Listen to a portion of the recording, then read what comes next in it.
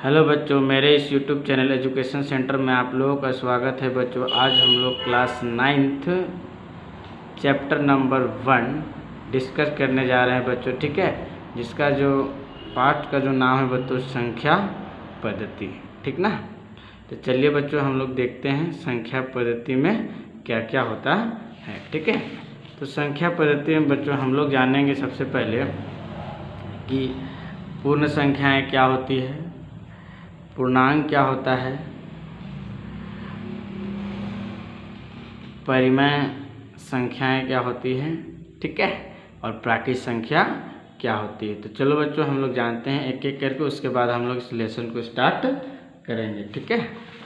तो सबसे पहले बच्चों हम लोग देखते हैं कि प्राकृत संख्या क्या होती है, ठीक है। जैसे कि आप लोग देख पा रहे हैं बच्चों, प्राकृत संख्या क्या है, वैसी संख्या जो 1 से शुरू होकर अनंत तक जाती है वह संख्या प्राकृत संख्या कहलाती है। जैसे कि आप देख सकते हैं बच्चों, ठीक है। वह संख्या जो 1 से शुरू होगा बच्चों और अनंत तक जाएगा, ठीक है, इसका कोई अंत नहीं है, ये संख्या है बच्चों प्राकृत संख्या कहलाती है। इसे हम लोग n द्वारा निरूपित करते हैं, ठीक ना। n फॉर होता है नेचुरल नंबर, ठीक है बच्चों। तो आप लोग को पता चल गया होगा प्राकृत संख्या कितना शुरू होता है, 1 से और अनंत तक जाता है, ठीक है। नेक्स्ट है बच्चों हम लोग का पूर्ण संख्या।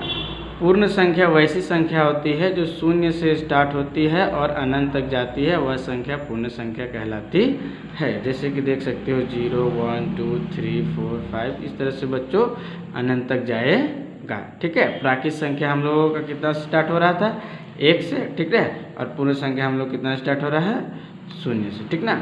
इसे बच्चों हम लोग W से निरूपित करते हैं, ठीक ना। W पर होता है होल नंबर, ठीक है। नेक्स्ट है बच्चों हम लोगों का पूर्णांक, ठीक है। तो पूर्णांक क्या होता है बच्चों, धनात्मक संख्या और ऋणात्मक संख्या के संग्रह को पूर्णांक कहते हैं, ठीक ना। पूर्णांक में बच्चों प्लस वाला भी आएगा और माइनस वाला, डेट मीन पॉजिटिव नंबर भी आएगा और नेगेटिव नंबर भी आएगा, ठीक है। जैसे कि देख सकते हो -1 -2 -3 इसी तरह से बच्चों इन्फिनिटी तक जाएगा। उसी तरह से तुम्हारे 0 1 2 3 4 इधर भी इन्फिनिटी तक चलेगा, ठीक है। तो नेगेटिव नंबर्स और पॉजिटिव नंबर्स मिलके हम लोगों का पूर्णांक बनाता है, ठीक है। इसे बच्चों हम लोग Z द्वारा निरूपित करते हैं, ठीक है, देख सकते हो, ठीक ना। इसे Z पर होता है इंटीजर, ठीक ना। इस पूर्ण संख्या को हम पूर्णांक को हम लोग इंटीजर कहते हैं, ठीक है। इसे Z द्वारा निरूपित किया जाता है। Z बच्चों जर्मन शब्द है, जिसे जेहलिन से लिया गया है, जिसका अर्थ होता है गिनना, काउंटिंग करना, ठीक है। तो आई होप बच्चों तुम लोग को ये क्लियर हो रहा होगा, ठीक है, कि प्राकृत संख्या, पूर्ण संख्या और पूर्णांक क्या है ना। अगला है हम लोग का बच्चों परिमेय संख्या, ठीक है। तो परिमेय संख्या क्या है बच्चों, वैसी संख्या जिसे P/Q के रूप में लिखा जा सकता है, परंतु Q = 0 नहीं होना चाहिए, ठीक है। मतलब Q = 0 नहीं होना चाहिए, इसे हम लोग परिमेय संख्या कहते हैं। P बच्चों हम लोगों को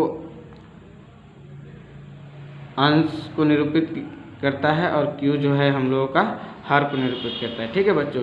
तो ये जो नीचे है बच्चों, ठीक है, नीचे 0 नहीं होना चाहिए। जैसे कि यहाँ पर देख सकते हो 2/3 -1/2 0 1 2 3 इस तरह से बच्चों चलता रहेगा दोनों साइड, ठीक है। देखो बच्चों, जिसको भी हम लोग P/Q के रूप में लिख सकते हैं उसे परिमेय संख्या कहते हैं, बेशर्ते है कि नीचे 0 नहीं आना चाहिए, ठीक है बच्चों। जैसे कि ये जो अंश हो गया और ये हम लोग का हर हो गया, तो हर में 0 नहीं आना चाहिए, ठीक है। अब देखो, जैसे कि यहाँ पर देखो, अब बोलोगे सर इसको तो बट्टा में लिखे ही नहीं, तो कैसे है P/Q के रूप में नहीं। तो बच्चों देखो, कोई भी संख्या अगर लिखा जाता है तो उसका नीचे कुछ नहीं यानी 1 छिपा हुआ रहता है, ठीक है। जैसे 2 के नीचे कुछ नहीं यानी कितना है 1, डेट मीन्स ये क्या है, परिमेय संख्या है, ठीक है बच्चों। तो परिमेय संख्या क्या है, जिसे हम लोग बट्टा के रूप में लिख सकते हैं, चाहे वो तुम्हारा पॉजिटिव नंबर हो चाहे नेगेटिव नंबर हो, ठीक ना।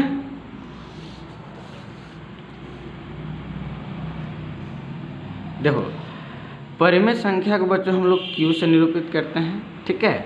और इसे हम लोग इंग्लिश में रेशनल नंबर बोलते हैं, ठीक है। रेशनल नंबर रेशियो से बना है, ठीक है। रेशियो मतलब जिसे हम लोग बट्टा में लिख सकते हैं और इसे क्यू द्वारा निरूपित किया जाता है। तो हम लोगों ने बच्चों क्या क्या देखा?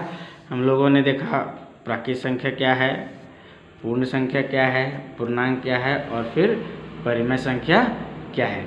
चलिए बच्चों, अब हम लोग प्रश्नावली 1.1 अध्ययन करते हैं, ठीक है।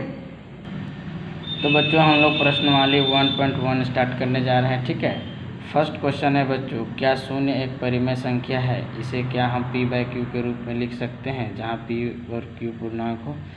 तो बिल्कुल हाँ बच्चों, शून्य एक परिमेय संख्या है क्योंकि इसे p/q के रूप में लिखा जा सकता है। तो चलिए बच्चों हम लोग फर्स्ट क्वेश्चन सॉल्व करते हैं, ठीक है।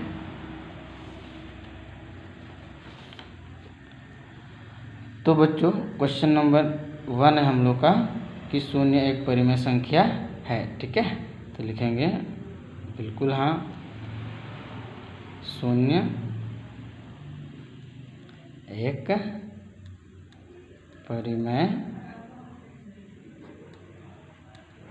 संख्या है, ठीक है, तथा इसे p/q के रूप में लिखा जा सकता है, ठीक है। जैसे देख सकते हो बच्चों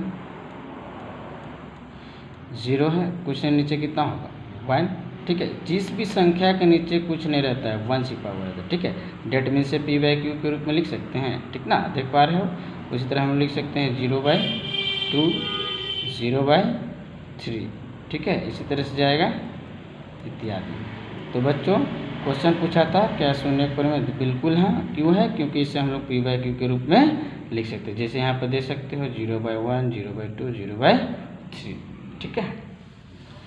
हम लोग का सेकेंड क्वेश्चन है बच्चों, क्वेश्चन नंबर 2 है बच्चों,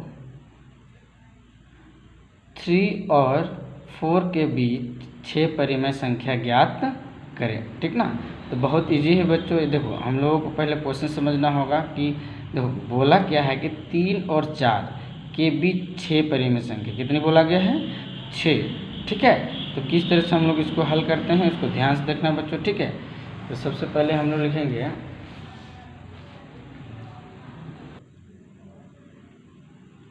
क्वेश्चन नंबर 2 है बच्चों, 3 और 4 के बीच हम लोग को 6 परिमेय संख्या निकालना है, ठीक है।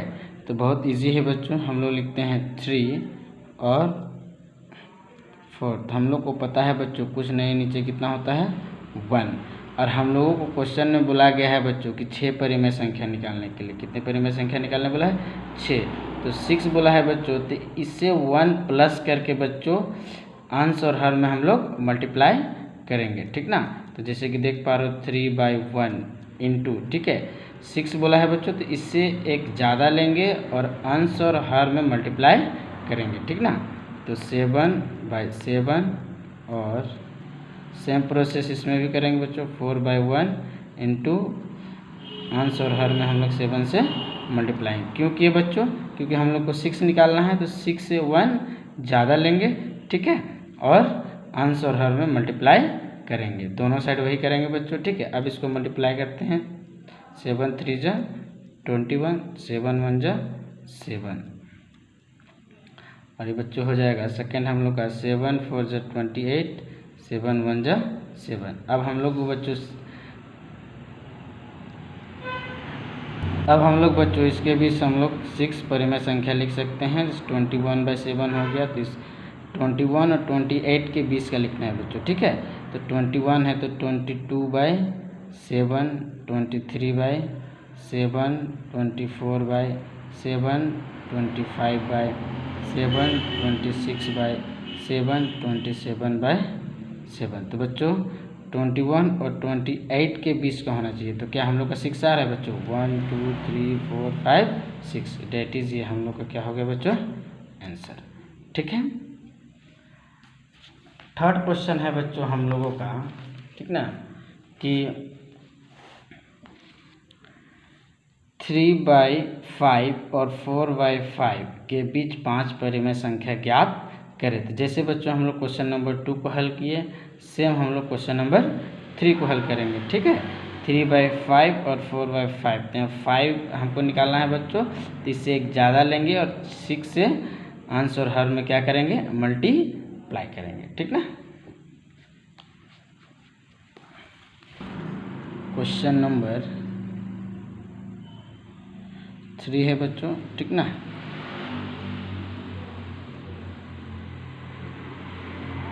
थ्री बाई 5 और 4/5। ठीक है, ये क्वेश्चन है बच्चों हम लोगों का। ठीक ना। अब हम लोग क्या करेंगे, अंश और हर में। ठीक ना, इसमें कितना बोला है हम लोग को परिमेय संख्या निकालने बच्चों, 5 बोला है। ठीक है, तो इससे क्या करेंगे हम लोग, प्लस करके लेंगे। ठीक ना, तो 6/6, उसी तरह बच्चों 4/5 इंटू इसमें भी हर से और हर अंश में दोनों 6 मल्टीप्लाई करेंगे। 6 3 जा 18, 6 5 जा 30, इसको भी मल्टीप्लाई करेंगे। 4 6 जा 24 और 6 5 जा 30। ठीक है, अब इसके बीच हम लोगों को 5 लिखना है बच्चों। ठीक है, 18 और 24 के बीच हम लोग लिख सकते हैं। 18 के बाद कितना, 19/30, 20/30, 21/30, 22/30, 23/30। ठीक है, देख सकते हैं बच्चों 18 और 24 के बीच हम लोग कितना आ गया, 5, 1 2 3 4 5 दे दीजिए, हम लोग क्या हो गया, आंसर। ठीक है, अब हम लोग क्वेश्चन नंबर 4 की बात करते हैं बच्चों। ठीक है, क्वेश्चन नंबर 4 क्या बोल रहा है बच्चों, ठीक ना, कि नीचे दिए गए कथन सत्य या असत्य हैं, कारण के साथ उत्तर दीजिए। ठीक है, तो बच्चों यहाँ बोला गया है कि नीचे दिए कथन जो है वो सत्य है या असत्य है, उसको कारण के साथ उत्तर देना है। ठीक है, तो फर्स्ट क्वेश्चन क्या बोल रहा है बच्चों, प्रत्येक प्राकृत संख्या एक पूर्ण संख्या होती है। तो क्या यह बच्चों सही है। देखो प्राकृत संख्या हम लोग पढ़ चुके हैं बच्चों, जो कि 1 से स्टार्ट होता है। ठीक है, जबकि पूर्ण संख्या जो बच्चों 0 से स्टार्ट होता है। ठीक ना, तो सभी प्राकृत संख्या जो है पूर्ण संख्या में आती है, इसलिए ये जो कथन है बच्चों यह सत्य है। ठीक है, तो इसको हम लोग देखते हैं बच्चों।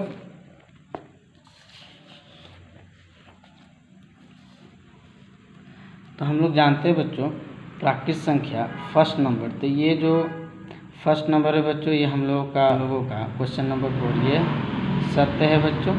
ठीक है, सत्य है क्योंकि तुम लोग देख सकते हो बच्चों प्राकृत संख्या जो है, प्राकृत संख्या जो है, ठीक ना, वो हम लोगों का 1 से स्टार्ट होता है, जबकि पूर्ण संख्या जो है हम लोग का, ठीक है, वो 0 स्टार्ट होता है। ठीक ना, तो क्वेश्चन यहाँ बोला है बच्चों क्या सभी प्राकृत संख्या पूर्ण संख्या है, बिल्कुल है बच्चों, क्योंकि सभी जो प्राकृत संख्या है वो पूर्ण संख्या में आती है, इसीलिए जो ये सेंटेंस है बच्चों वह सत्य है। और इसका कारण भी देना है बच्चों, तो कारण क्या है बच्चों, चूँकि सभी प्राकृत संख्या पूर्ण संख्याएं होती, समझ में आ गया बच्चों। ठीक है, अब सेकेंड हम लोग देखते हैं बच्चों इसका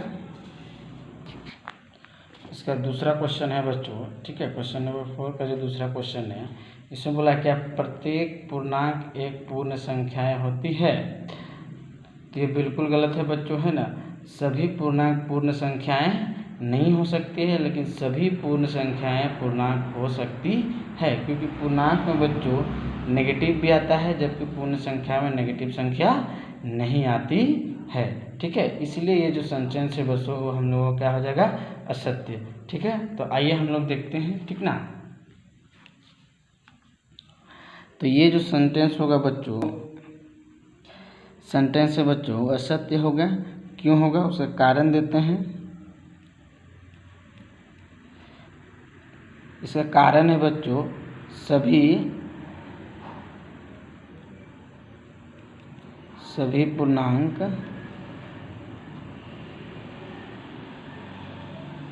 पूर्णांक पूर्ण संख्याएं नहीं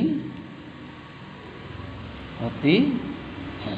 ठीक है, जैसे कि देख सकते हैं बच्चों, पूर्ण संख्या जो है वो हम लोग का 0 स्टार्ट होता है। ठीक है, और सभी यहाँ पॉजिटिव रहता है। ठीक ना, जबकि पूर्णांक में बच्चों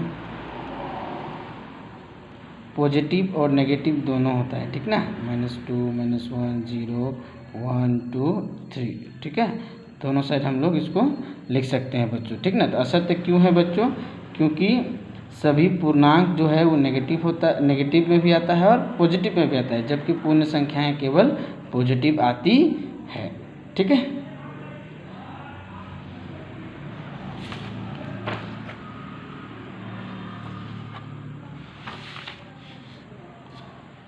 थर्ड हम लोग का बच्चों थर्ड क्वेश्चन जो है, ठीक ना, बोल रहा है क्या प्रत्येक परिमेय संख्या एक पूर्ण संख्या होती है?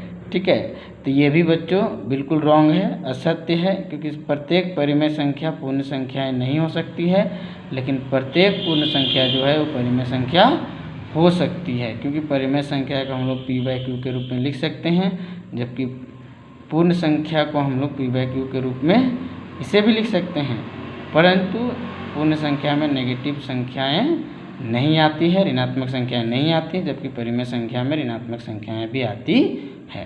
ठीक है, तो इसे हम लोग लिखेंगे बच्चों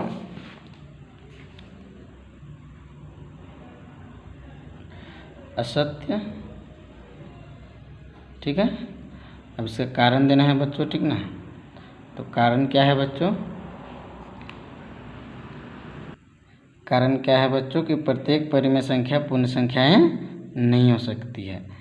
प्रत्येक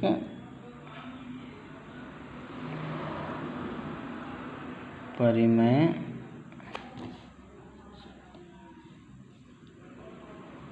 संख्या पूर्ण संख्या नहीं हो सकती। ठीक है, तो हम लोग उदाहरण के थ्रू देखते हैं बच्चों। ठीक ना, जैसे कि आप लोग देख सकते हो पूर्ण संख्याएं 0 स्टार्ट होता है, 0, 1, 2, 3, 4 ... इस तरह से जाएगा, जबकि परिमेय संख्याएं जो है बच्चों जिसे हम लोग p/q के रूप में ले सकते हैं, जैसे 4/3, -1/2, 0, 1, 2। ठीक है, तो देखो बच्चों सभी पूर्ण संख्याएं जो है वो परिमेय संख्या में आ सकती है। ठीक है, लेकिन सभी परिमेय संख्या पूर्ण संख्या में नहीं आ सकती है, इसीलिए बच्चों ये सेंटेंस क्या है? असत्य है। ठीक है, यहाँ पर देख सकते हो नेगेटिव सेंटेंस है, जबकि यहाँ पर नेगेटिव सेंटेंस नहीं है। थैंक यू बच्चों।